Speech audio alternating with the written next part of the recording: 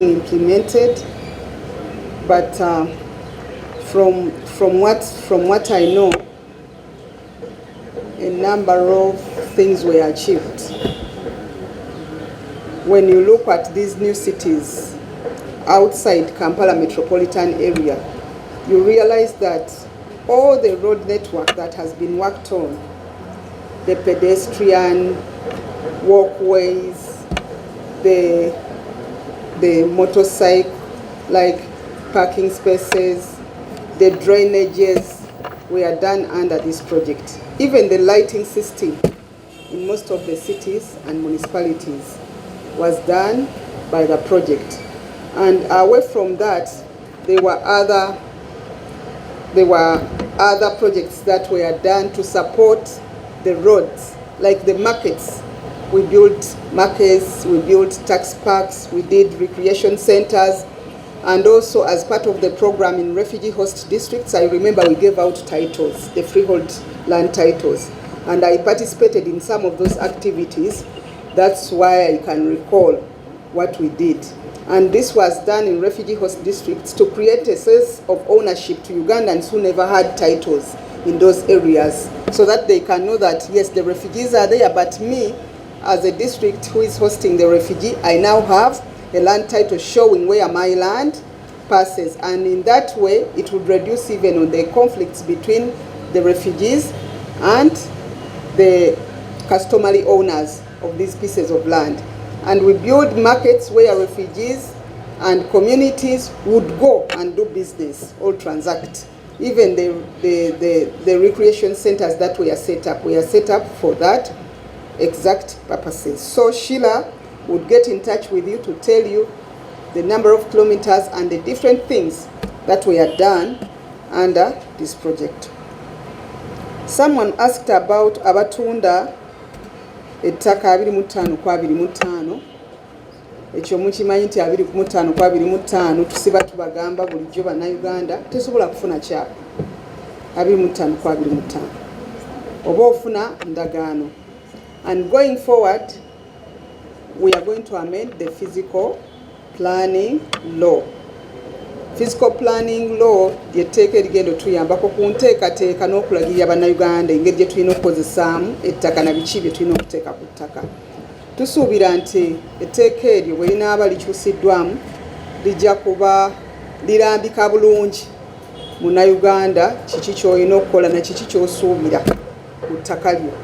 N'olwekyo tujja kweyongera okubasomesa. Olwaleero lubadde lwa USMID naye tujja kwongera okubasomesa n'okubalaga nti lwaki bw'okola ekyo tekisobola kuvaamu, kubanga kati kye twagala kwe kukendeeza ku slums. Already mukimanyi nti tulina slums naye twagala slums zikendeere, ate ebitundu ebirala ebitannafuna slums bibeere nga biteekeddwa bulungi nga tebirina buvuyo.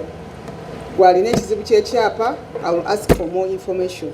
I will send it to my office or my WhatsApp so that I can respond from an informed point of view. Mbuze how far. And Government of Uganda, World Bank nga 3 yayisa obutabalika bubiri 2.1 obutabalika bubiri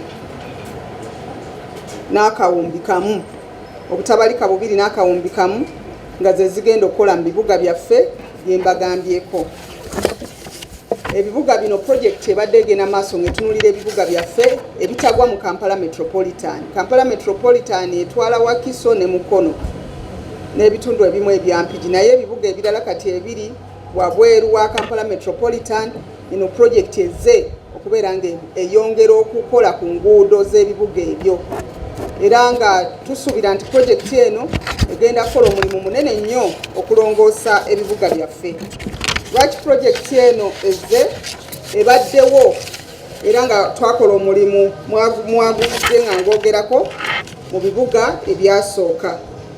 Twali mu bibuga 10 ne tukolayo omulimu, ne tukola ne mu municipals 13 omulimu ogw'enjawulo ne refugee host districts 11 okusobola okulaba nti emirimu egitambula mu bibuga ebyo gitambula bulungi, naye n'enguudo okukolebwako, amataala okuteekebwamu, drainages okulaba nga zikolebwa bulungi, n'abantu abakolera mu bibuga babeere nga bakola ki basanyuka.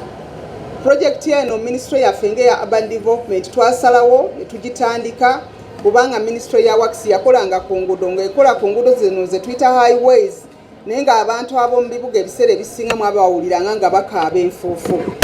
Kati aba ministry bwe baayogera ne president n'akkiriza tukolewo intervention eyamba ministry of works bw'eba ekola ziri enguudo endala empanvu ennene eza highway nga ministry evunaanyizibwa ku bibuga esobola okukwata ku bibuga ne bibanga nabyo biyooyootebwa n'ababeera mu bibuga oluusi ebiba tebikwatiddwako ne babanga bafuna ku services kubanga tukimanyi bulungi nti mu bibuga mwe muva emisolo egiwanirira gavumenti ate oba oliawo n'emisolo egituyambako okukola emirimu egy'enjawulo emisolo egisinga obungi giva mu bibuga byaffe.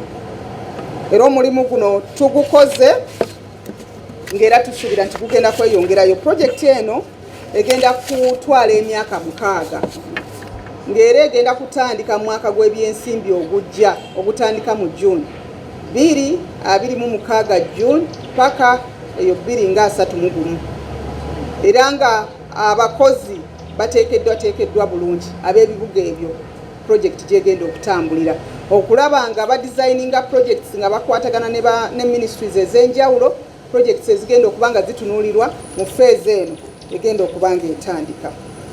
Project eno egenda kutunuulira n'abantu aba districts ezibeera n'abantu ababundabunda oba betuyita ba refugees. Era districts ezo nazo zigenda kuyambibwako okukola enguudo, okukola obutale, okukola ebintu ebisobola okuziyamba okuganyulwamu engeri gye zibeera nti zirina ba refugees. Tugenda kutunuulira ebintu bingi oba pillars ez'enjawulo omuli okukola enguudo nga epila esooka, then tutunuulire engeri gye tuyinza okuyambako ku drainage n'amataba mu bibuga byaffe mukimanyi oluusi bikosebwa nnyo singa enkuba etonnya nga nnyingi, then n'ebikwata ku mbeera y'obutonde bw'ensi okulaba nti tubeera ne parks ezikoleddwa obulungi, mulimu emiti egisobola okuyambako ku mpewo ennungi eyamba abantu abakolera mu bibuga. Ekirala kasasiro okulaba nti buli kibuga kibeera ne strategy nawa kasasiro wanaateekebwa okuyamba kubanga mukimanyi nti ebibuga nabyo bibeera ne kasasiro mungi naye buli kibuga kirina okubeera ne strategy oba enkola ekiyambako nti kasasiro ono abantu abakolera mu kibuga bamuteekawo oba bamukuŋŋaanya bati era bwakuŋŋaanyizibwa agibwawo atya okuteekebwa mu kifo ekiba kiteekeddwa okusobola okuba nti ebibuga bisigala nga biyonjo. Ekirala kye tugenda okutunuulira ze projects ezigasa districts oba municipalities oba ebibuga bino nga byo naye n'abantu abakoleramu gye emirimu giri gye twogeddeko nti tusuubira emirimu 200 mu projekiti eno abantu abajja okukola mu bintu eby'enjawulo gye emirimu 200 naye n'emirimu emirala egy'enjawulo egijja okuba nga gitondeddwawo bannayuganda okuba nti nabo baganyulwa mu projekiti ezze kutuyamba ku kitundu kyaffe naye n'emirimu abantu babe nga basobola okukola abakozi abanaakola mu projekiti ezo direct jobs and indirect jobs ate era n'emirimu egimu twesange nti gijja kusigala nga wegiri kubanga projekiti ezze mu kitundu. Byebyo ndowooza bassebo ne